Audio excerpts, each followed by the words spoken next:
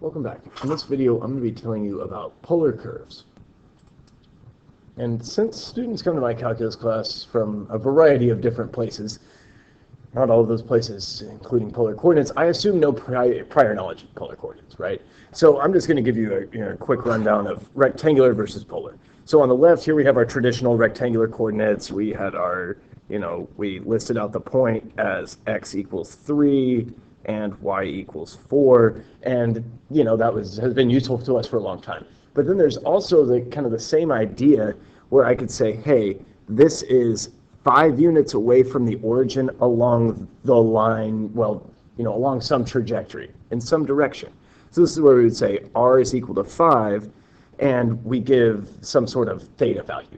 Okay, so r measures the distance from the origin, and theta is the same type of theta that you're familiar with from your pre-calculus class. Now, actually finding theta in this case isn't going to be super obvious because, 3 and 4 is not, a spot on the unit circle, or, whatever that would be if it was divided by 5. 3/5 and 4/5, not one of our usual stops on the unit circle. So I would need to do some work to figure out what theta was, but I could do that using trigonometry, right? If I'm trying to find this theta, and I've got, I know that x is equal to 3 and y is equal to 4, I can say that theta, or tangent theta, is equal to opposite over adjacent, meaning theta is inverse tangent of 4/3, and if you were to run that in the calculator, I just went completely off. If you did that in the calculator, you would get theta equals 0.927 radians. Okay, so that would be how we would, recover that. And these are each useful in their own way, right? And what I always say is, there's the gas station near the school where people like to pick up breakfast tacos, right? And, if someone that you knew at the school didn't know where you got the breakfast taco from, you'd say there's the gas station and it's like about half a mile over that way. You could point over towards the gas station, right?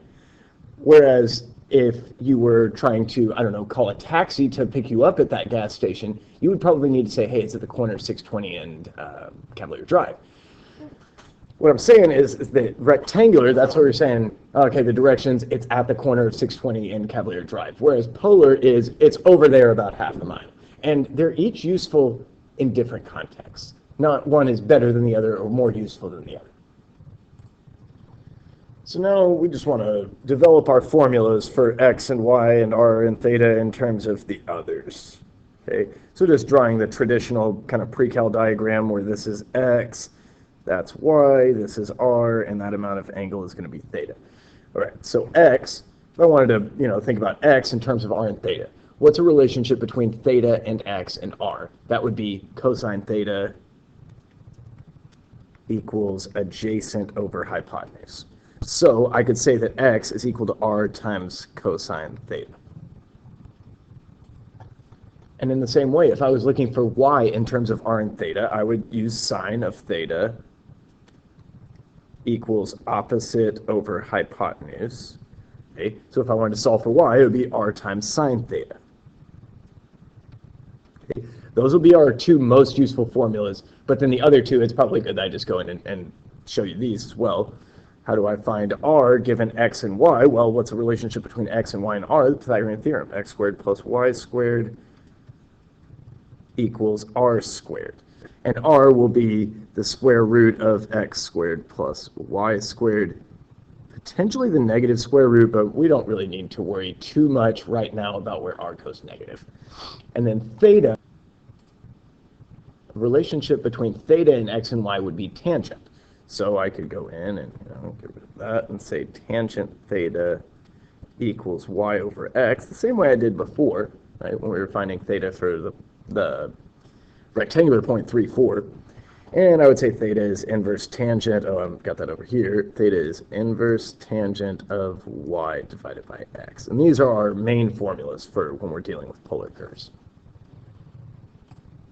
Right, for a quick example, let's find the polar coordinates of point P. Okay, the rectangular coordinates of point P would be x is -4 and y is 4. Okay, so I'm going to just say, all right, well, r equals the square root of x squared plus y squared, and that's going to be the square root of 32. Theta is, at least, I mean, that may have been a lie, right? Say it was just inverse tangent. It might be off by pi or something. But in finding theta, I think this one we can just look at it and say, you know, negative 4, 4, that's over here, pardon me, and that's going to be along kind of a 45-degree line on the left side of pi over 2, so that's going to be 3 pi over 4.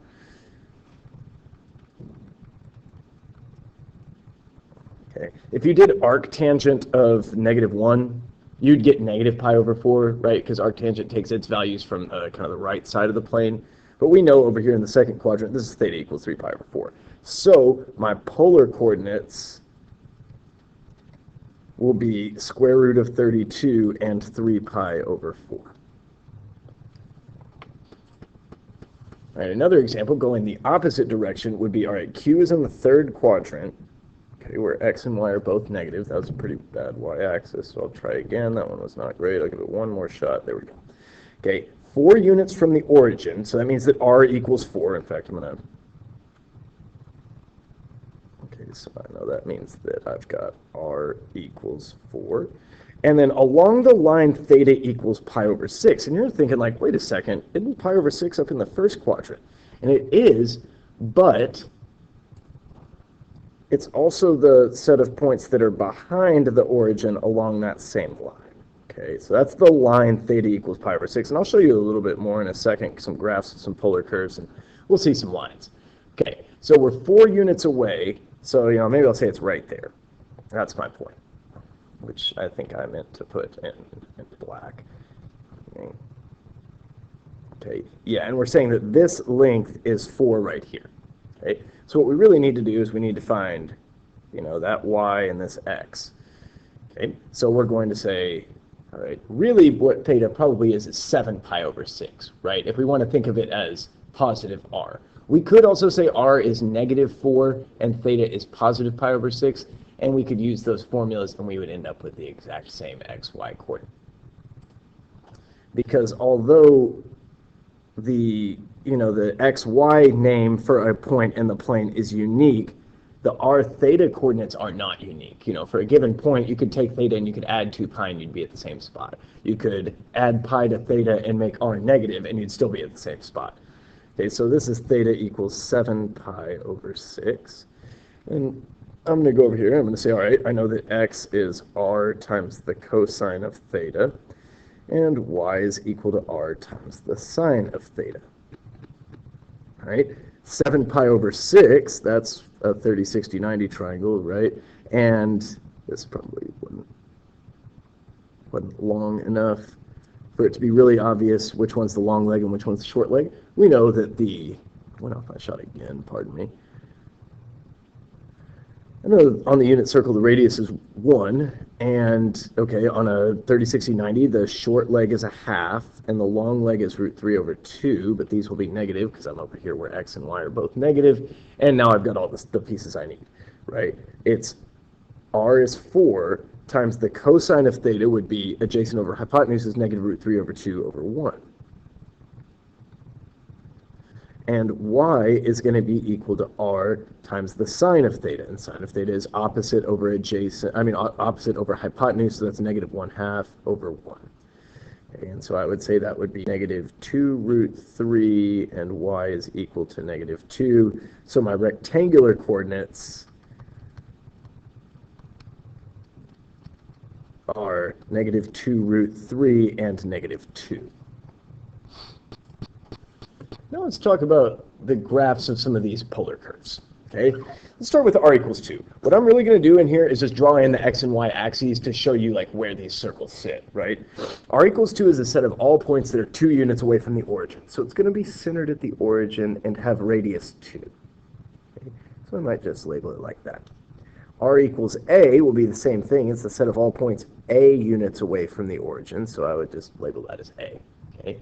R equals cosine theta. I'm going to just tell you what this graph looks like. If you wanted to pull out a graphing calculator and graph it yourself to verify, or make a table of values and plot points and connect the dots, you'd be my guest, but that's not going to be a good use of our time here today. So I'm just going to show you that this is a circle with radius 1 that kind of sits along, actually it's radius half. It goes from x equals 0 to x equals 1, and it sits, across the x-axis. And a times cosine theta would just be a times as large. It would just reach out to x equals a. And in the same way, sine theta is going to reach out along the y-axis. And if it's 2 sine theta, that's not a good y-axis. Let's try again. There we go. I know that that'll reach out to y equals 2. And a sine theta would reach out to y equals a. I suppose provided that a is equal to 0. Now, one other thing I'm just going to tell you about these circles is that when it's r equals a number, that circle gets traced out as theta runs from 0 to 2 pi, just like it did in pre-calculus. But r equals cosine theta, r equals sine theta, multiples of those, they trace out their circle on just 0 to pi. All right, now we can talk about some lines. And maybe I'll start with theta equals negative pi over 6, okay? Because we know where negative pi over 6 is. It's down here, right, on the unit circle. And it's going to be the set of all points where theta is negative pi over 6 of r. So it's going to trace out kind of a line along, or over here. Now I'm going to point out that this is where r is positive. Okay, but then the back side of this line, it's going to continue to go over here to what we would consider, pardon me, I'm having a tough time. That's just not it. Another shot. That'll just have to do. Okay, and over here is where r is negative, along theta equals negative pi over 6. Okay, at the origin, that's no units away from the origin. That's where r equals 0. Okay, theta equals 1 is about, I don't know, it's up here. It's kind of close to pi over 3, because pi over 3 is very close to 1.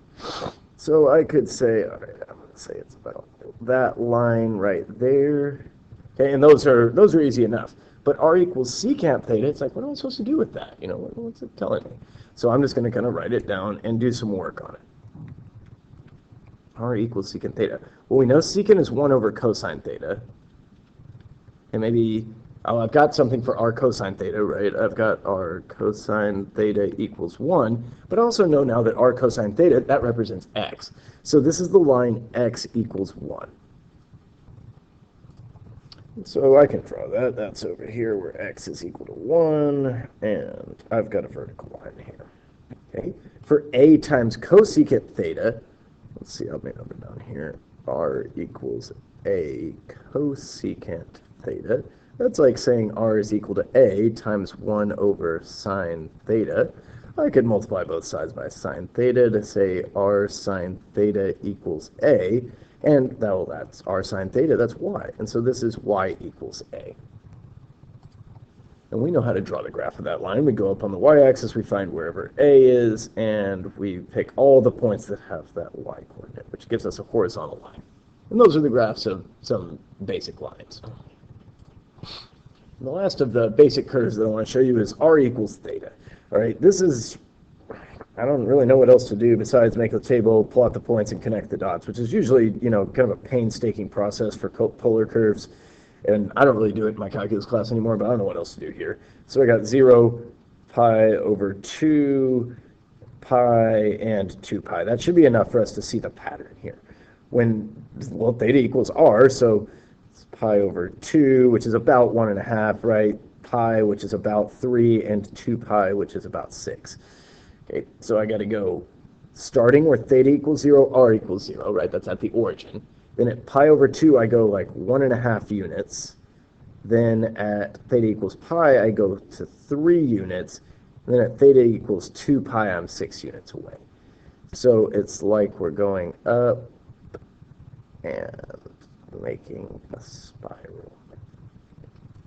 And, that's the type of curve that I think we could reasonably make a table, plot points, connect the dots for. We're not going to do any of the other ones.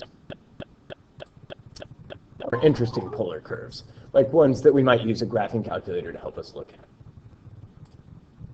All right, so I'm going to bring in the calculator. I'm going to switch over to polar mode, and I'm going to go to y equals.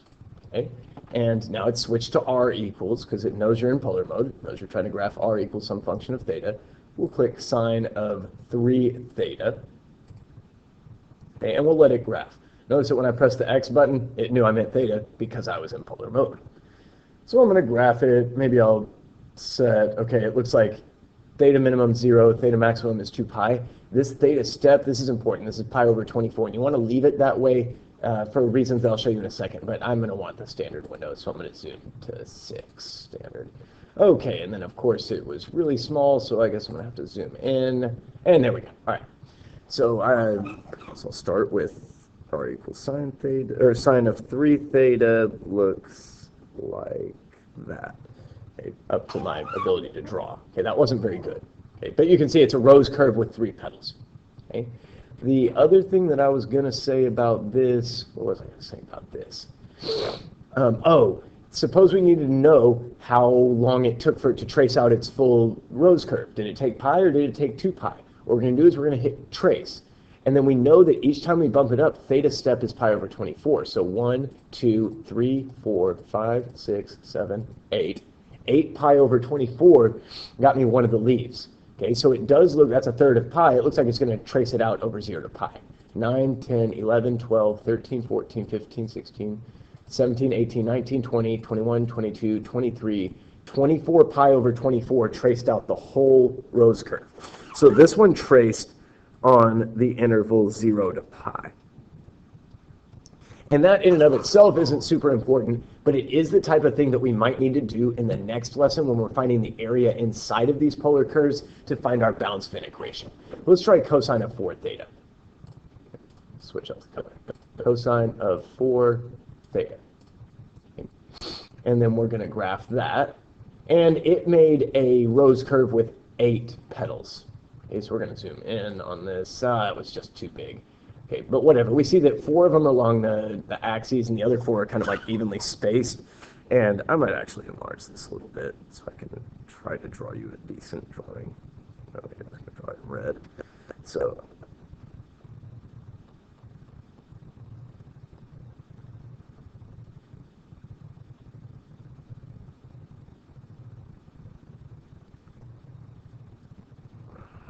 yeah, see, that was, it's not great, but it's, you get the picture. All right, and if I zoomed out, so I can see the whole thing, I would trace, okay, see at theta equals 0, it starts out there, and I'm just going to count.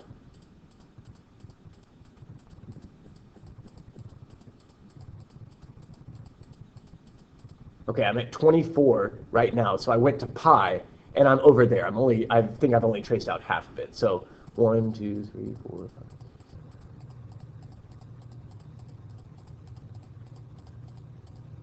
I was 23, 24 more takes me back to the place I started, so that took 48 pi over 24, 48 clicks. That means that this traces out on 0 to 2 pi.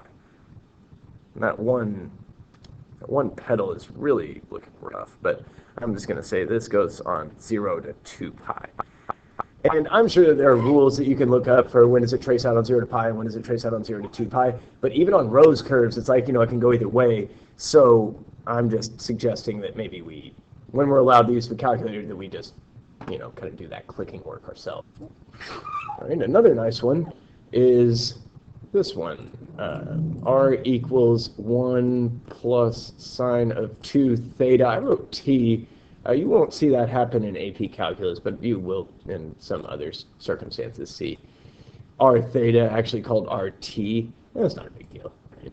And this traces out something that kind of looks like a person, or kind of, to me, I don't know, looks like the guy from SpongeBob. But I'm not going to try to copy that down because I don't think I could draw that very well. But you can see we can get, all sorts of interesting curves from these polar equations.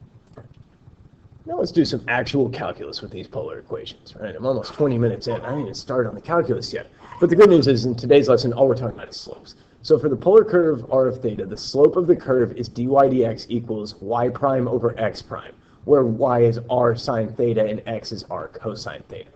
So let me just show you how this goes.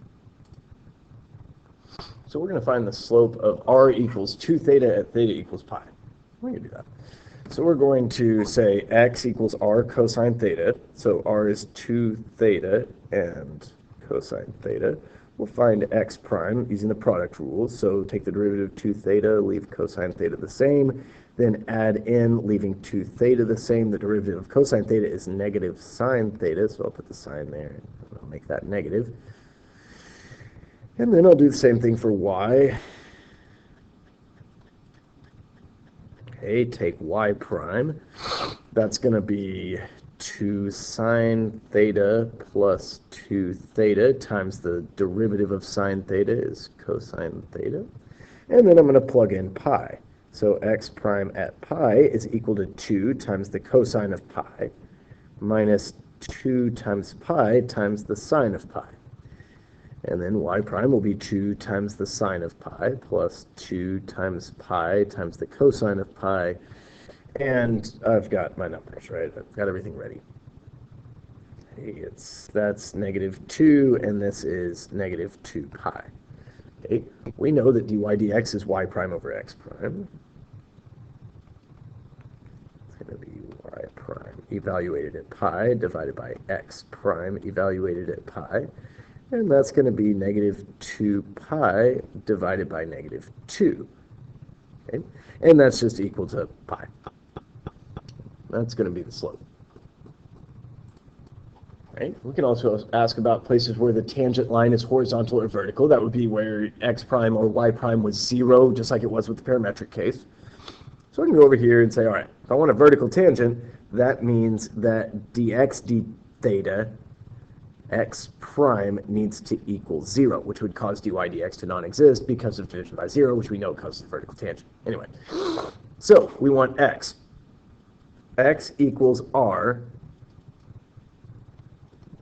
cosine theta. Okay?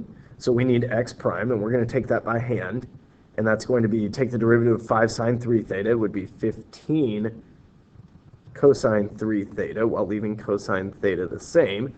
And then I'm going to add in, leaving 5 sine 3 theta the same, taking the derivative of cosine theta. That's negative sine theta. So put sine theta there, make this negative, and I'm ready to go.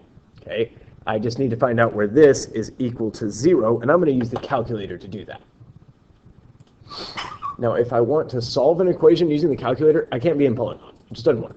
So I got to go back to function mode, and in y equals, I'm going to put, let's see, 15 cosine 3 theta, we'll use x for theta, times cosine theta, minus 5 sine 3 theta times sine theta. And we're going to be interested in where that equals 0. It said between 0 and 1. It's behind the calculator now. But so I'm going to set the window from theta equals 0 to theta equals 1. And I'm hoping to find where this expression went 0. There it is. Okay, so I'm going to calculate the 0. Okay, I'm going to go to the left of it, because I don't really have any scale to look at. To the right of it. There we go. And I get 0.468.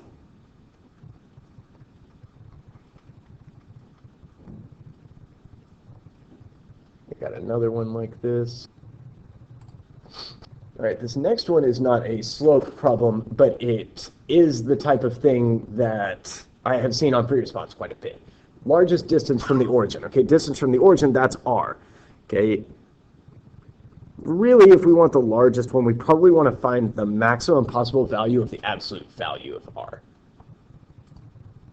So we're going to have to run the closed interval test, the candidates test. I'm given a closed interval right there. So what I know I'm going to do is I'm going to be testing r at the, I'm going to be testing r at the theta values, theta equals 0 and theta equals 2. But I also need to know places where the derivative of distance from the origin, the derivative of r, is equal to 0.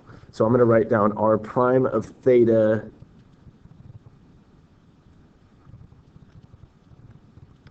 equals 0. So that's r is the thing I'm trying to maximize. So I'm going to take its derivative, set it equals 0. Is 1 plus 10 cosine 2 theta. And I need to know where that's equal to 0. Okay, that's going to require me to use a calculator, though. So I'm going to bring that back, and maybe I'll just kind of shrink that down. Yeah, that'll work. I think, yeah, perfect. So I go over here, and I say 1 plus 10 cosine 2 theta. Okay, and I'm going to plot this from 0 to 2. And then there it is, okay, right here. So Really? 1 plus 10 cosine 2x? Yeah, okay. Cool. So we're going to calculate the 0. The left bound is looking, well, I know the right bound's 1, because 1 is to the right of that 0. I think it's 0.835. Okay, so I say theta equals 0.835. Right? If we're going to solve an equation using the calculator, we got to report the equation that we solved. 8354819. So I'm going to, because that's not my answer, okay, I'm going to want to carry all those decimals. But we know that it's already just stored that number into letter X, so we'll be able to use that. Okay, I'm going to go back in here and I'm going to clear that out, and I'm going to put the original equation for R in, because I'm going to have to evaluate it 3 times, plus 5 sine 2x.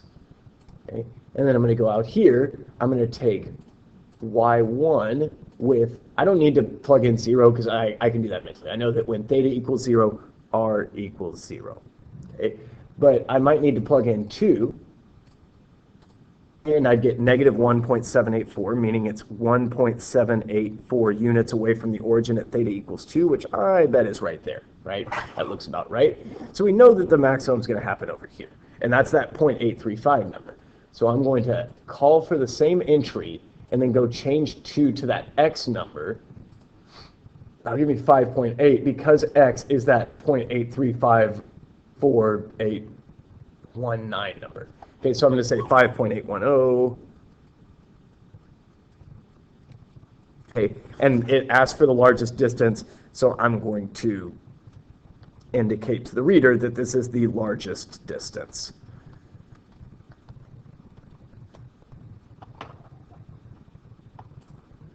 Now, the last example I've got for you is one that I've seen more on recent items. Find the value of theta that corresponds to the point on the curve with y coordinate equal to 1. All right, well, we know that y is equal to r times sine theta, okay? And we just got sine theta, right? We need y equals 1. Y equals r sine theta, so r theta minus 1 squared plus sine theta times sine theta needs to equal 1. Okay, so I'm going to solve that equation on the calculator. I'm going to need double parentheses theta minus 1 squared plus sine theta times sine theta. If I want it to equal 1, I'm going to subtract 1 and find where it equals 0. And I'm on 0 to pi over 2, so 0 to, I don't know, we can call it 1.5. That should get the job done. And then there it happened. All right, so I'm calculating a 0. It's between 1 and 1.5. You can see that on the graph. And it looks like that 0 is happening at 1.286. And that's all I got for this video, so thanks for watching.